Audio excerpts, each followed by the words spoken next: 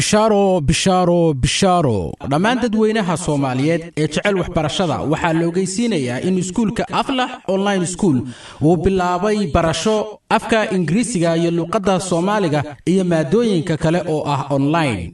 iskuulkan oo online ah ayaa waxaad casharadiisa sidaas oo kale ka dhageysan kartaan telefoonka.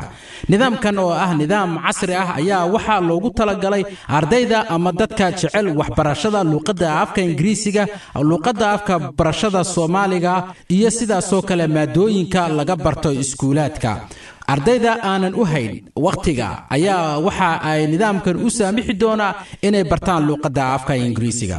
haddaba haddii aad jeceshahay in aad iska diiwaan gelisid ama aad wax ka baratid iskuulka Aflax Online School, waxaad soo gashaa shirka dhici doona maalinta Sabtida saacada gobolka Minnesota markay tahay 12. waa maalinta Sabtida taariikhdu tahay September 22keeda, gobolka Minnesota saacadu ay tahay 12 duhurka. waxaad soo wacdaa telefoon numberka ah 712 43299 aan idinku celiyo mar kale waa 712 waxaana ku soo gashaa baaskoodka ama nambarka 445566. waxaana halkaa idinku soo dhaweyn doona maamulka iskuulka Aflax Online School idinkana jawaabi doona su'aalaha aad qabtaan. waxaan idinka ballan qaadi doonaa in aad barataan luqadda afka Ingiriisiga ama maadooyinka kale aad jeceshiin inaad barataan muddo cayiman. waxaan loogu talagalay dadka waayeelka ah, dadka dhalinyarada ah ama dadka mashquulka ah oo aanan waqtiga u haleelin in ay ku tagaan iskuulka.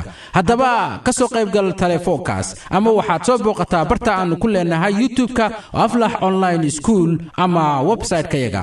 sidaas oo kale casharada Aflax Online School ayaa waxaa ka dhageysan kartaa telefoonka aanu leenahay oo ah 712 waxaa ka dhageysan kartaa casharada 712